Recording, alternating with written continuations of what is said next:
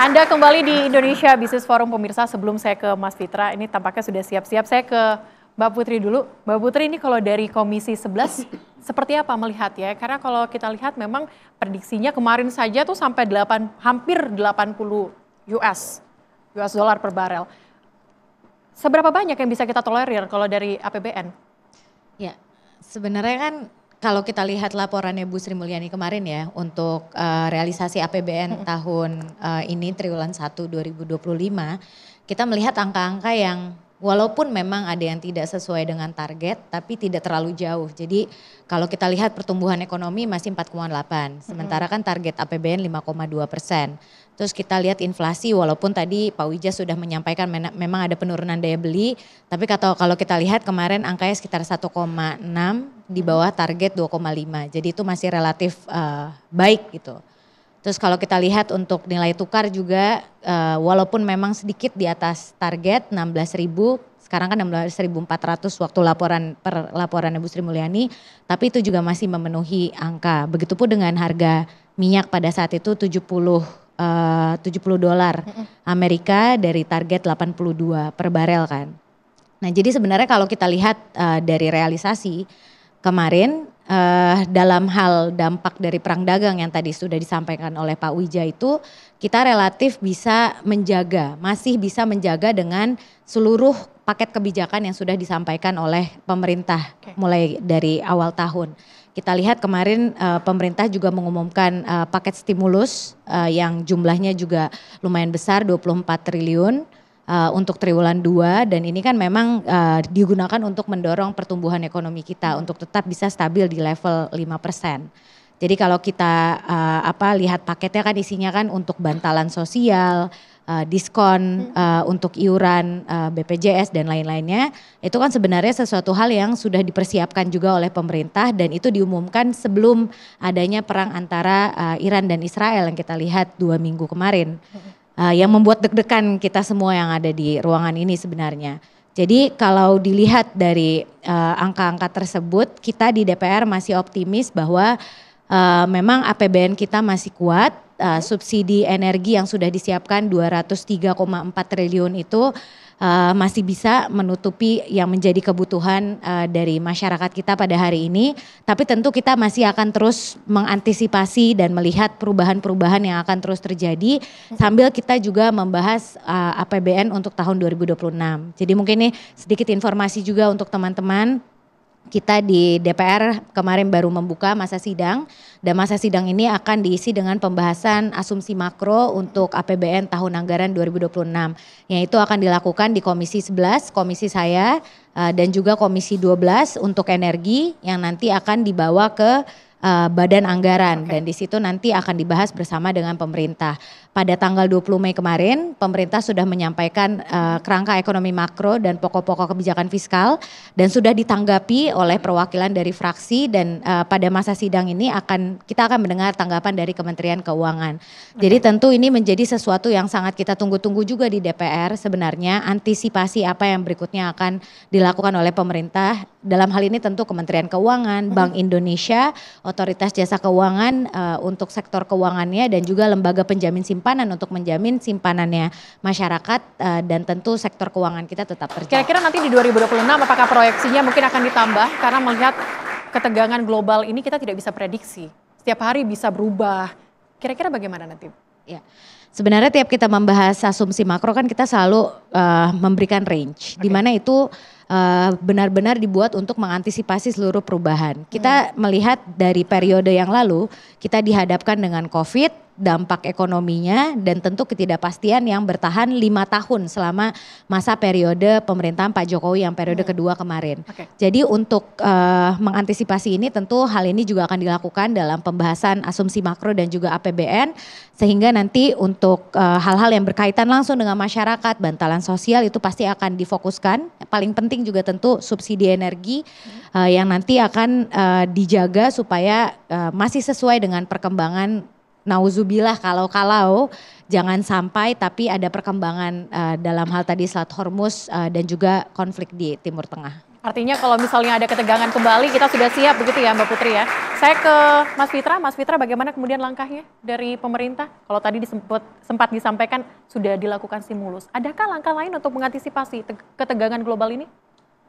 Oke, pertama mungkin kita melihat dulu dari Asta Cita yang poin nomor 2. Oke. Bagaimana itu sudah disebutkan. Ketahanan ekonomi, ketahanan energi, ketahanan pangan dan seterusnya. Maka itu adalah bagian dari kapasitas produktif kita dalam memaknai apa yang selalu disampaikan Pak Presiden. Si vis pacem para belum. Kalau mau damai harus siap perang.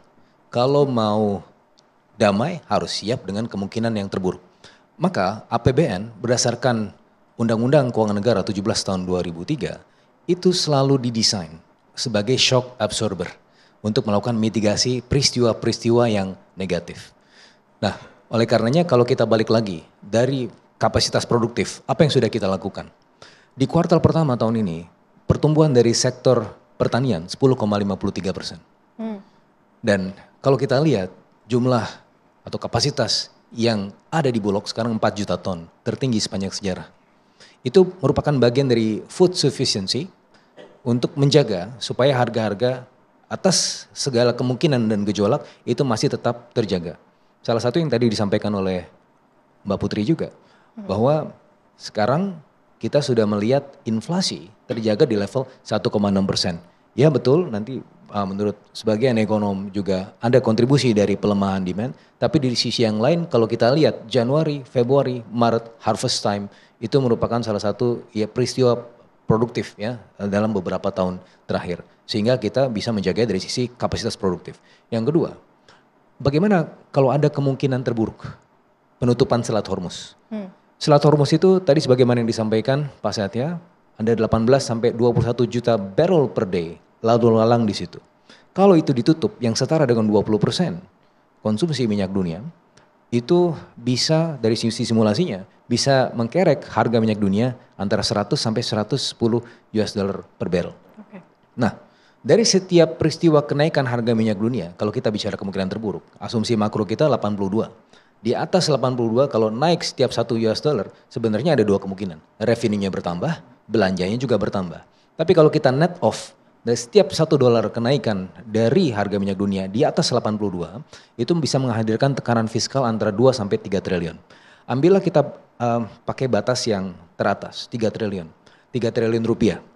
Artinya kalau misalnya sampai 100 US dollar per barrel, kita harus tambah 54 triliun. Kalau sampai 110, artinya kita harus tambah 84 triliun. Nah pertanyaannya, apakah APBN kita bisa untuk menambal semua itu? Mbak Celia harus ingat, di tahun ini, awal tahun, ada Inpres 1 2025 tentang efisiensi penggunaan anggaran. Efisiensi itu artinya mengalokasikan anggaran untuk sektor yang sebelumnya tidak produktif menjadi sektor yang produktif, memiliki angka pengganda ekonomi yang tinggi.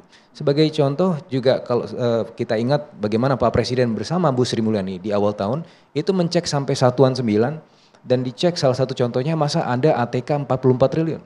Nah ini kemudian dialihkan misalnya untuk dana stimulus yang dihadirkan di kuartal kedua ini juga ingin memanfaatkan disposable income dan juga liburan sekolah itu 24,4 triliun untuk bantuan subsidi upah itu ada 10,73 triliun untuk bansos itu 11,9 triliun all in all 24,4 triliun itu sebagai langkah mitigasi terhadap tarif Trump. Nah tapi ini bisa dijadikan sebagai presiden bahwa APBN juga bisa didesain ada add-onnya on top dari apa yang sudah direncanakan sebelumnya, 3.621 triliun rencana belanja, hari ini belum ada yang berkurang, belum ada yang bertambah, masih segitu, masih ada potensi alokasi anggaran, masih ada cadangan fiskal yang cukup sehat untuk bisa menambal segala kemungkinan tersebut. Artinya kalau misalnya naik, kita siap?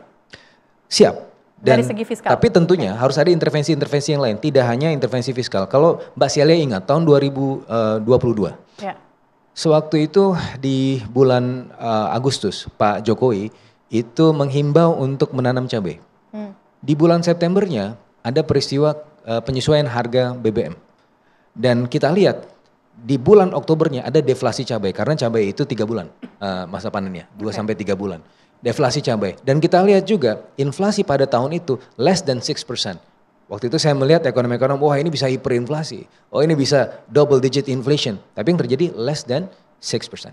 Apa makna dan hikmahnya dari peristiwa itu? Bahwa kalau kita bisa melakukan intervensi ke sektor yang produksi, itu bisa mengendalikan harga ya, tanpa kemudian harus ada intervensi fiskal yang terlalu signifikan. Sehingga dari supply side-nya kita perkuat tadi ketahanan energi, ketahanan pangan, ekonomi kreatif. Dari sisi fiskalnya kita juga bisa intervensi begitu. Jadi ada dual intervention. Oke, Pak Wija, kalau tadi disampaikan ketahanan pangan dan energi, kira-kira kalau dari dua ini apakah cukup kuat untuk menghadapi tekanan global perang antara Iran dan Israel?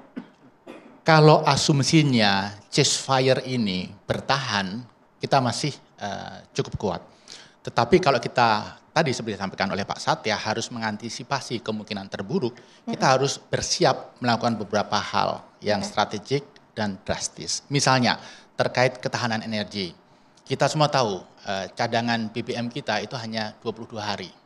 Bayangkan Jepang itu 1 tahun, Korea Selatan hampir 1 tahun. Artinya negara-negara itu mengantisipasi ketika ada permasalahan supply. Dan kita 22 hari, ini sangat berisiko. Apapun itu, kita harus meningkatkan cadangan. Kemudian yang kedua, ini kalau kita berbicara energi, khususnya minyak bumi, kan ada 2 isu.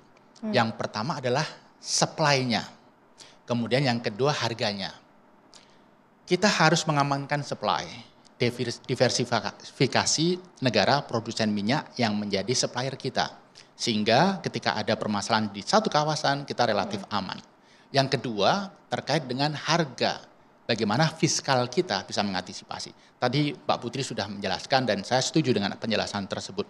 Nah yang tidak kalah penting, selama ini kita menganggap transisi energi itu bukan sesuatu yang nomor 1. Sekarang harus menjadi sesuatu yang prioritas.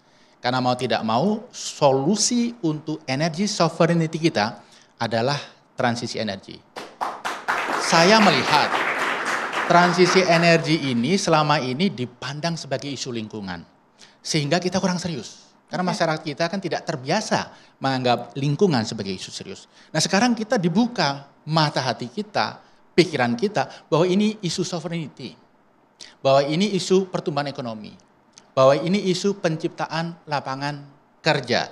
Jadi yang saya harapkan dan saya usulkan mulai detik ini, transisi energi harus menjadi top priority. Karena kita punya resource yang luar biasa. Bagaimana caranya?